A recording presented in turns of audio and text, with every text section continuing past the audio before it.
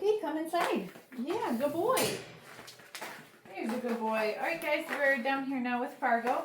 This is our week 3 final video recap. What do you want from me? Are you hungry? Are you looking for snacks? Do you want your breakfast? Are you like 2 puppies went before me and I am mad that it hasn't been my turn yet?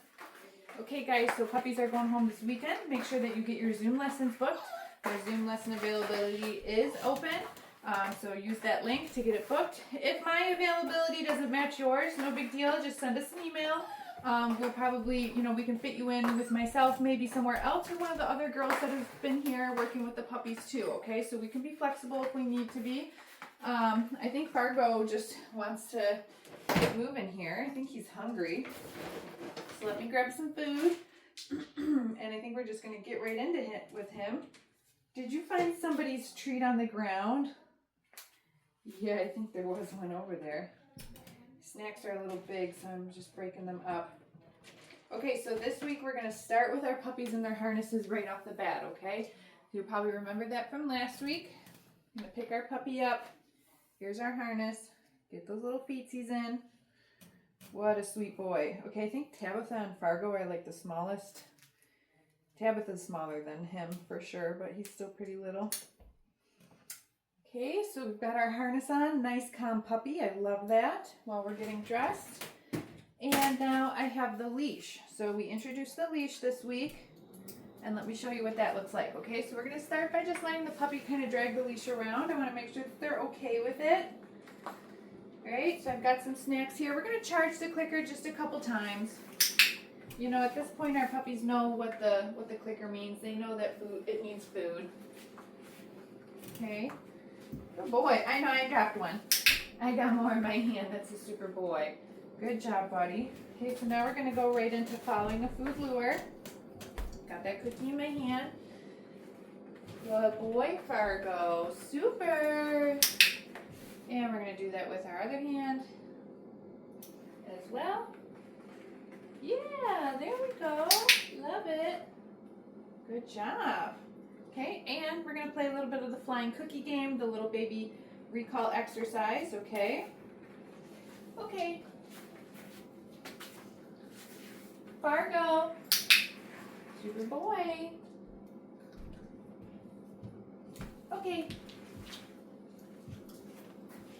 Fargo. Wow, look at you, buddy. Okay. Fargo. He's like, I know what this game is. I'm going to beat you. Okay. Fargo. Super, buddy. Really nice job. Okay, so he did fantastic with that. He really doesn't care about that he's dragging the leash around. So now let's pick the leash up, okay? Let's get some more snacks ready here. You looking for crumbs on the ground? Gotta break these things in half. You guys are so tiny. All right, I got some. Now, I'm going to hold some treats in one hand. Then I'm gonna pick up his leash with my other hand, so I have the leash and the clicker in the same hand. That way, with the food hand, I can lure him. Super puppy. We're just gonna do a food lure, and I happen to be holding the leash, okay? Oops, sorry, bud. Let me get that leash behind you. Good boy. Good boy. So then we're just going to start to walk. And then every few steps, good. I'll mark and feed him for coming with me. Super boy. Look at you, buddy. Wow. Okay, so right now I'm really bent over. I have the cookie right in front of his face. But then, that can turn into, let me do one more like that coming down here. Oh, I dropped one on the ground. That one's gone forever. Here, look it, I got more in my hand. Super boy. There you go. Good boy. So you'll probably be down for a little bit. Then you can kind of like show them that you have the food, but you can stand up a little bit more nice and tall. Look at that. Good boy. And then we'll still feed him right next to our leg. Wow. Come on, Fargo. Super. Good boy. You dropped that one. Yeah, you did. Ready? Let's go. Wow, good job, buddy. Okay, so this is how I introduce the leash to baby puppies. We can do this inside the house to start a bunch. Then we can take the puppy out into the driveway, maybe go up and down the driveway a little bit. Then we can make our way out onto the sidewalk, okay? So leash walking, it's a skill that needs to be taught. Comes up in the Zoom lessons a lot about introducing the puppy to the leash, and I show you in week 3 how we like to do that, okay?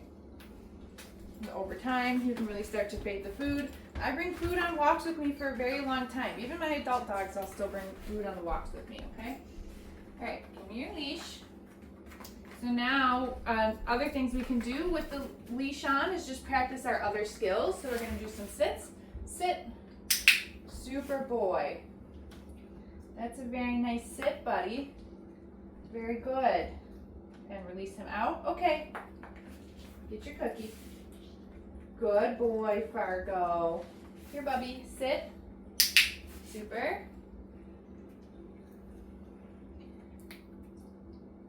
What a good sit, yeah. Okay, love it. Let's do some downs. Here, Fargo. Come here, bud. Whoa, where are you going? Where are you going? You think there's something better over there? What do you think? Okay, we're gonna change snacks. So if something like that happens where the puppy's like, I'm gonna fight the leash right now and I don't know why. I'm just gonna switch up to something else because I wanna teach him that, you know, especially when you're on a leash, right? You gotta kind of follow my direction. We're just gonna try a different food item. There you go. Whoa, I love that. Okay, great. Now we're cooking with fire. Sit. Super sit. Yeah, good boy. There you go. Down. Love it. Good boy, Fargo. Good down. Uh-oh, down. Good down. Okay. Right there. Okay. These are harder for the dogs to find on the ground. There you go. Good puppy. Okay? Try that again. Come here. Sit. Down. Super. Good down. Look at you. Good boy. Okay. Right there. You can find it. Okay. Yeah, very nice. All right. Let's do some hand targets. Write these up too. Oh my goodness, I'm going to drop things all day today. Treat pouches are nice so that you don't drop things all over. Take the dog for a walk. Treat pouch is a great thing to have. Touch. Super. Okay, switch hands. Try not to drop stuff. Touch. Wow, good boy, Fargo. Good job. Ready? Touch. Super. All right, cool. So we got through everything on the leash. I did switch up our snacks. We went from the Vita Essentials to some tiny pieces of cheese because that's just what he needed, right? So I'm going to take his harness off now. Let's see if he wants to take a little play break. Give me this. Good boy. Put him back down on the ground. See if he wants to play now that he's got some food in his belly. Let's see. Can't remember. Sometimes we have some puppies that, you know, as soon as you pull the food out, they like lose all their toy drive because they're more interested in the food, right? Sometimes though, especially here, we're kind of feeding them some breakfast. So they might just be hungry and they want to eat before they want to play, right? What are you doing? Okay, now we're going to move on to the mat. So remember, the mat is training a stay behavior. So let me reload on some of our cookies here for Fargo. There we go. And I'm going to set the mat down on the ground. Super boy. These dogs have a really nice understanding that when we put the mat down, that they're supposed to come over and lay down on it. So for week 3, we start to add some distance. Do you see how I'm walking away from Fargo? And if he gets up and he puts himself into a sit, No big deal. I can still feed him for that because he hasn't left the mat. I'm just going to feed in the down. So I use the cookie to lure the puppy back into the down position before I feed it to them, okay? So we do this about, I don't know, 3, 4, 5 reps, whatever. Good job, buddy. And then release off. Okay. Super job. So this comes up in our Zoom lessons a lot too. How do I teach my puppies stay? And like we did that, right? We gave your dogs a nice foundation in the stay on the mat. Wow, good boy. But now once they go home, if this is something that is important to you, uh-oh, buddy, you got to keep practicing it at home, right? Good job, Bob. Now I know that I clicked, but he did get off the mat, so I put him back. I didn't feed him right away, and I just tried again, just at a shorter distance, okay? Great, and then we can move back up to that farther distance. That's a good boy. Super job, Fargo. Good boy. Okay. Right there. Yeah, get it. Okay, let's do this again. My favorite time to use the mat, especially at this age while they're still, you know, kind of learning to hold duration, and while you move away from them and get distance and stuff like that, I like to use it a lot in the kitchen when I'm washing dishes or when I'm meal prepping. I can put the mat down sort of like right next to me if I'm standing at the sink or the counter or whatever, right? Puppy goes over to it. You can name it. You can say mat place. I don't really care. And then I might just have a little bowl of food up at the counter with me. And periodically while I'm doing my thing, I'll just grab a piece of food and I'll just set it right between my puppy's legs for holding their place there while I'm doing what I'm doing. Another good time to use this behavior is maybe when people are eating. So you can teach your dog to be on their mat so that way they're not begging. But same thing, you gotta have to do it like as a little transition phase where you are still gonna periodically reward the dog. These are little babies, right? Like I'd be doing it like this probably for like the next 6 months. But you'll start to be able to get more and more duration between cookies. You'll be able to get further and further away from your dog, okay? Good job, baby. Fargo, okay. Super. All right, so he's doing great with the mat. I love that. Really nice job. All these dogs are doing nice with their mats. They're right where I'd expect them to be 3 weeks in. So make sure you keep practicing that one at home. If that's something that, you know, you want your puppy to be able to do. All right, let's do the crate next. All right, buddy, everyone's been doing good with this one too. You want to go in? Oh, bumps. Kennel. Super boy. Okay, so this is what we did last week. Just taught the puppies to go in, feed them a couple pieces, use their release word, okay, to let them come out. Fargo, kennel. Wow, smarty. Okay, this week we're going to add closing the door. Right, so we want, just because the door is closed, we want our puppies to remain calm and comfortable. So then we can click for the door being closed and we can feed them a couple more through the bars, drop them in, whatever. But now watch what I do. I'm going to go ahead and open up the crate and I'm going to click and I'm going to feed him for staying inside, even though the door is open. Great job, Bub. Okay, and then he doesn't come out till I use that release word. Fargo, okay. Yeah, there's already one in there. You missed. Close the door. Super job, buddy. Feed a couple more. Yeah, you're so smart. Open up that door. And I'm going to feed him inside for staying. Look at this calm puppy. Okay. And then he can come out when we release him. Good job. You want to do one more? Watch him go back in. See, this is what happens. We create dogs that love the crates. Yeah, good boy. Come on, kennel. Super. Love that. Good job, bub.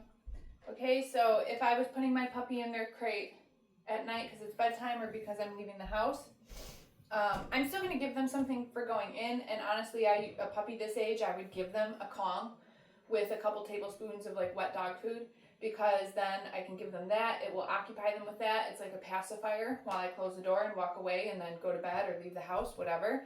They can work on the Kong, they can fall asleep, you know, whatever. I probably am not going to have the clicker and a whole bunch of cookies, right, if I'm leaving the house or if I'm going to bed.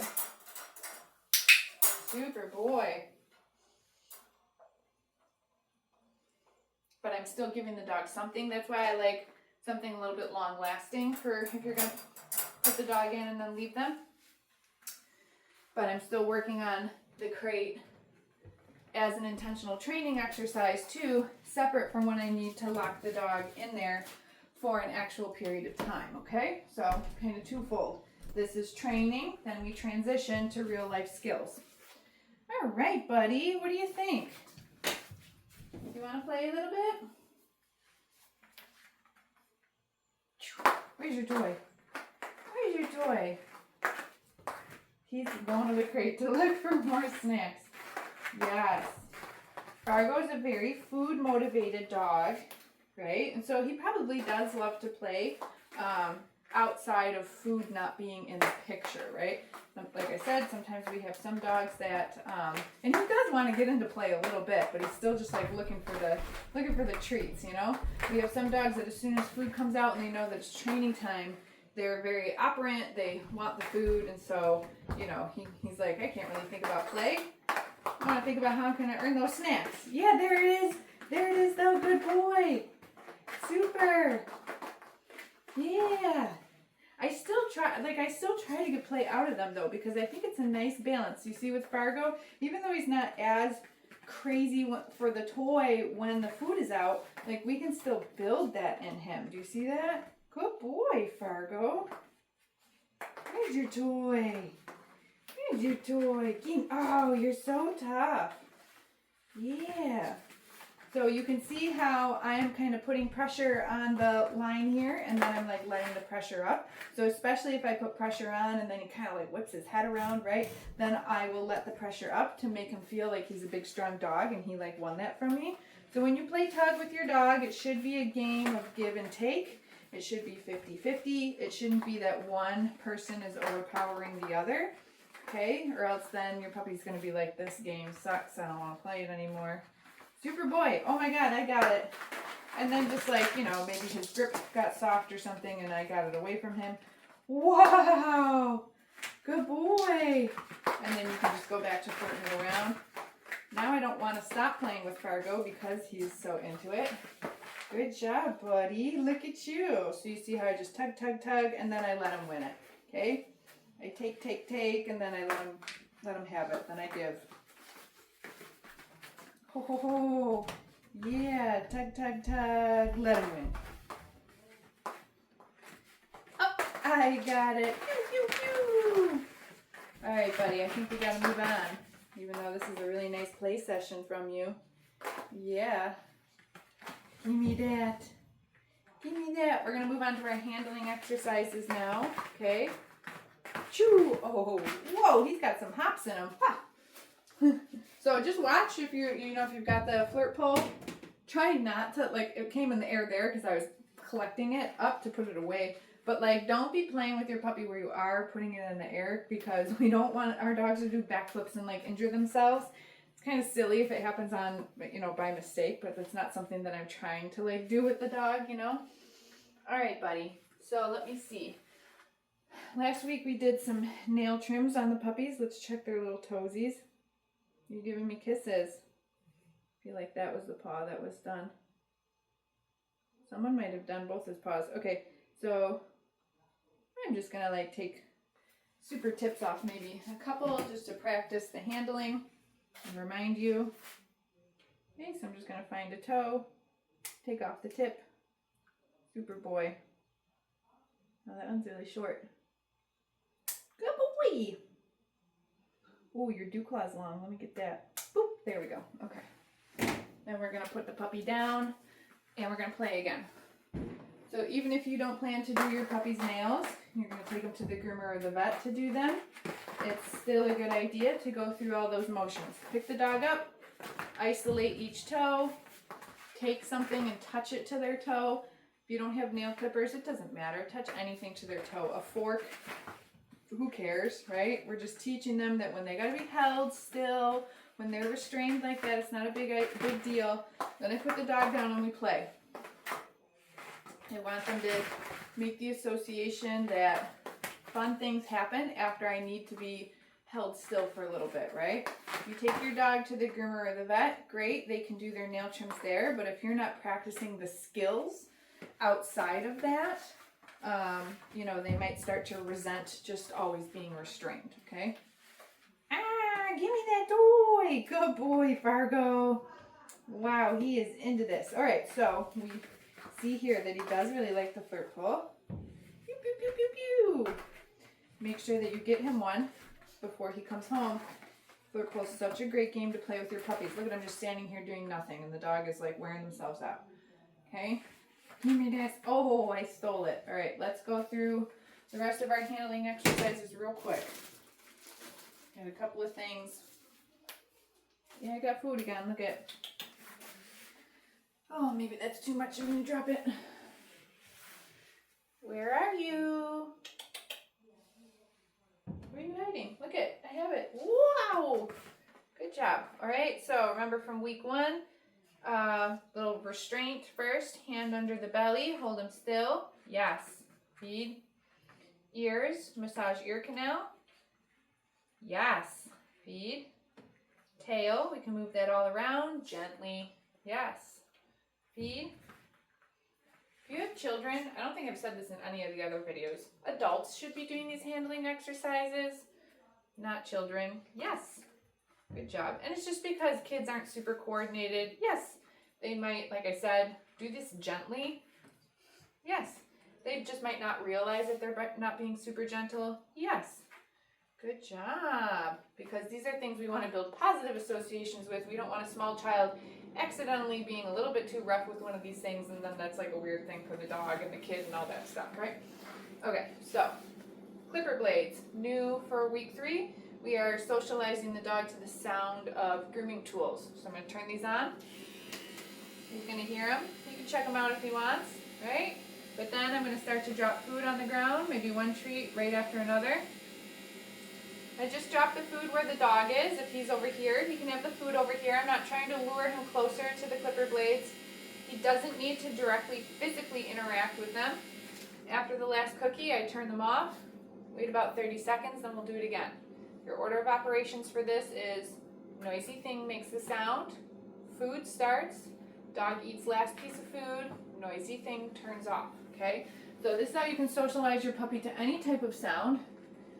Maybe a couple weeks leading up to 4th of July, you do this with them with the sound of fireworks on YouTube or something like that, right? Okay, turn these on. Noise. Food. One piece after the other. Your dog can be curious about the noise. They can go up to it if they want to, or if they want to stay away from it, they can stay away from it. Doesn't really matter. I just take the food and I put it wherever the dog is. I just want to introduce them to the sound in a way that isn't too overbearing for them, okay? Good job, puppy. Okay, you're going to turn that up. And sometimes when you turn it off too, when it's quiet, then they're like, they have a little bit more confidence to come over and like check it out. And that's it. We're going to be done with that. So we just don't want the dogs to have to be bombarded with the sound of the grooming tools and then have to have physical direct interaction with them while they're being trimmed. These dogs are going to have a lifetime of grooming care. So we want to make sure that we've introduced them to all of it in a nice positive way, okay? So again, get your Zoom lesson booked if you haven't already. Fargo was a great little puppy. He did fantastic. We'll see you at your Zoom.